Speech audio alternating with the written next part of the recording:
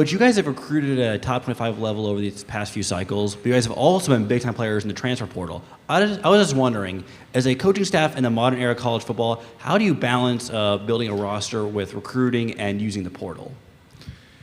Well, we always want to recruit high school players. And so our goal, and we haven't reached it, our goal is to sign 25 high school players a year. And I think last year we signed 21. And whatever you have left over, you know, it depends on how much scholarship you have, but basically at that point you get one leave, you bring one in.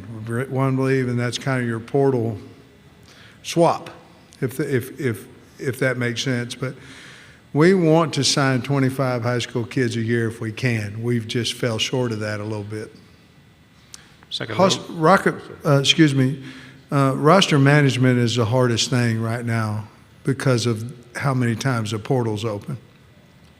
Right side.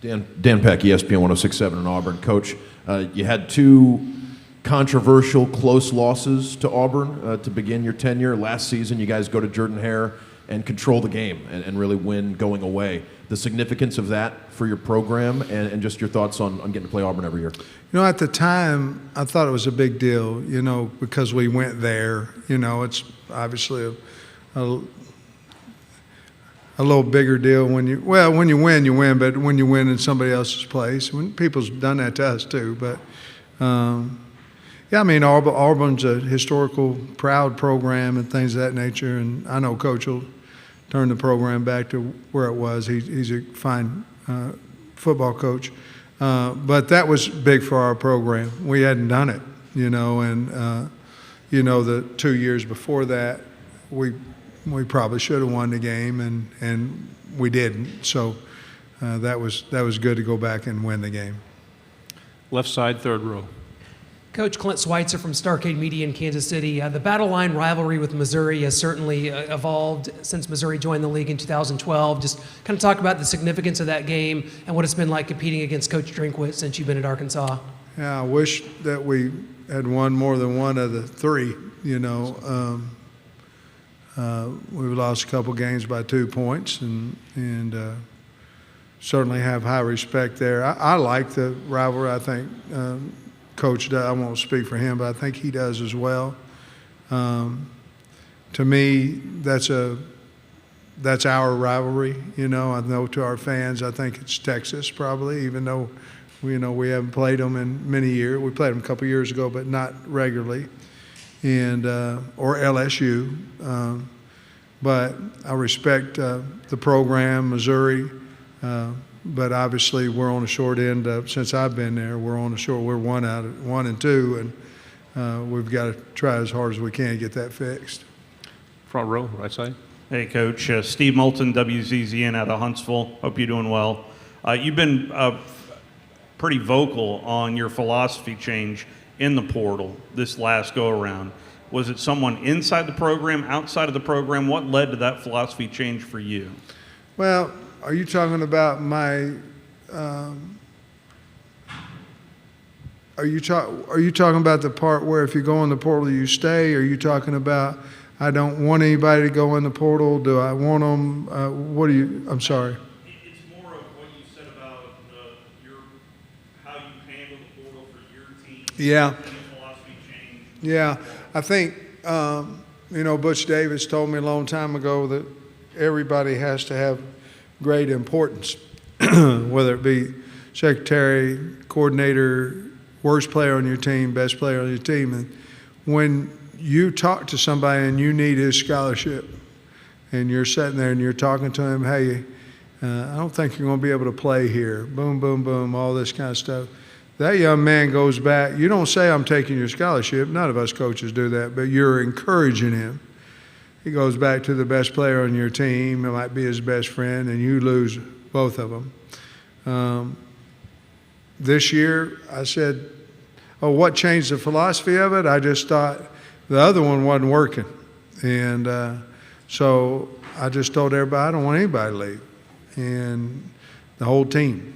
And certainly one did this spring, but it wasn't a max exit, you know, like it had been in December.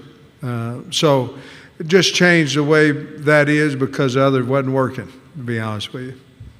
Left side, fourth row. Tyler Shaw with KBTX and College Station. Just curious your thoughts on the Texas A&M Arkansas rivalry and your time there, and just what transpired last year. What kind of you took away from last year's game? I love that going to play in A&M. Like to play them in Dallas. I do. Not for sure that in the future wouldn't want us to play A&M in Razorback Stadium, but I like that game. It's a big game. Obviously, last year we started off a little faster than they did, and looked like we were going to possibly take control of the game at some point. And not only was it a turnover, it was a turnover for 7. We learned a lesson. We've got to get our kids back faster. We were still ahead at halftime. We've got to get our kids back faster. That's my responsibility. I've got to do a better job. Obviously, I thought at the end of the game we'd make the field goal and we'd go home and win. We did not. And Cam Little's made a whole lot of field goals for us. So it wasn't that miss. We had a snap that went awry at the end when it looked like we were going to score. A lot of things went on in the game. So a lot of respect for A&M. I really like Jimbo Fisher. But obviously he wants to beat us and we won't beat him too. But I do respect the rivalry of Arkansas A&M. Right side, third row. Coach Billy Jones, KCOU, Columbia, Missouri. I was curious, you touched a little bit on that A&M game. I think it was 5 losses by a combined 9 points. You bring in a new strength and conditioning coach this year. Was that part of it, hoping for someone to help your team finish games a little stronger? Yeah, I thought we got pushed around, at times. And, man, it's hard for me to say that because I'm an offensive line coach. And I thought we got pushed around. Missouri, goal line down there. LSU, goal line.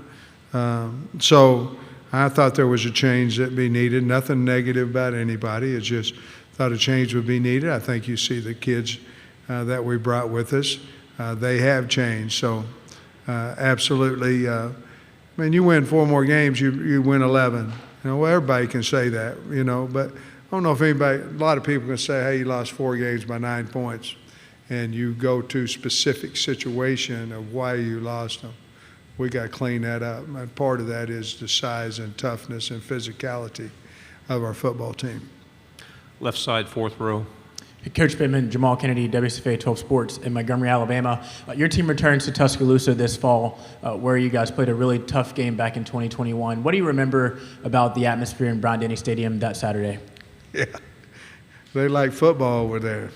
A lot of fun. I tell you, any competitor wants to go in and play in those type venues. Hopefully Arkansas is that way when they come in to see us as well. But it was I think it was a night game, if I remember right, and back and forth, and they kept throwing touchdown passes, and we kept trying to answer, but at the end we kicked an onside kick, and Traylon Burks got killed out there trying to get the onside. But great atmosphere, great game, storied program. Nick Saban, a lot of things, a lot of good about that situation. Second row. Hey, Sam, I was wondering if you could walk me through your process of hiring Travis Williams, what you liked about him and his pass stops, and did his SEC experience kind of have any factor into that? A lot to do with that. I had a lot because he understood recruiting, understood urgency. It's just different. Urgency of coaching in the SEC, urgency of recruiting in the SEC. It's different, man. Nobody say it ain't. It's that they're lying. It's different. And so I wanted somebody that understood that. And obviously I liked his style. He's very, very aggressive. I liked his style. I liked the fact that he's going to keep 4 linemen on the D-line in the game. Even if he's in an odd front, he can walk one up. But he was so positive, and he had a reputation before I ever went in there as a recruiter. And in the world of portal, you better have some guys that can recruit, because if you can't, you're going to be gone. And I just felt so at ease that if I hired him, that he could help me replace somebody if they did go in the portal, and he might be a reason why some of them might not go in the portal, if that makes sense, just by what kind of character, what kind of man he is. I love the guy. He's a wonderful, wonderful person. Third row on the aisle. Yeah, Coach, Evan Camico, Pig Trail Nation. Kind of on the topic of Travis Williams, we were talking to Landon earlier, and he brought up the fact that Travis is DJing in the locker room already, and I know you had a jukebox last year. Yeah. Is there any way we could see, is there potential that Travis is going to play some music or some more Stevie Nicks this year? What are you going to play? Right now, you can go on Hot Springs Yacht Club on Spotify. And if you want to know what I listen to, that's it, because that's mine. And I'm into mixes right now. I'm into, old songs with a new mix, I'm kind of into that. Like maybe the top 7 or 8 of those I put on this summer. But no, we're going to still have a little bit of jukebox music. I was on stage actually singing Hot Blooded with Foreigner last Friday. They shut my mic off. I don't know if the guy's afraid I'd take his job or what. I got a job. Don't worry about it. But I was up there. Front row. Jason Batacchio from the Arkansas Democrat Gazette. You don't want it to. I know you fielded a lot of OU in Texas entry Yeah. into the SEC questions today, but kind of in a perspective of your program, obviously there's an arms race for getting the top-notch facilities, having the best collectives gauged at athletes.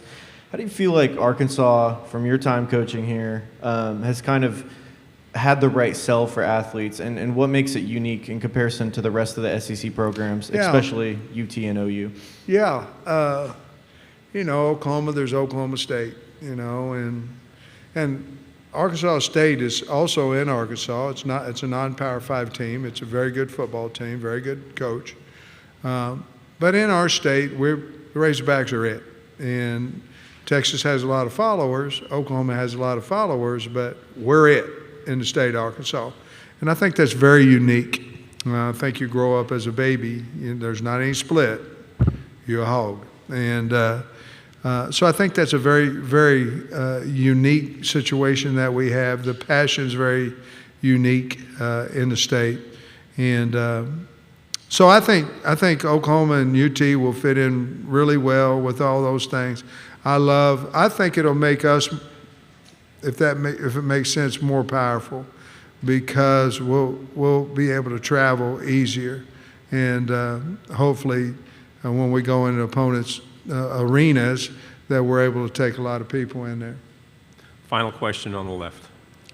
Taylor Jefferson came back this year, his final year, and he talked about he had kind of some unfinished business to do, and he really wanted to, make his team proud and make his state proud. What does that mean to have an athlete like that come back specifically he doesn't want the glory for himself, he wants to make others proud? What does that say about him as an athlete? Mature,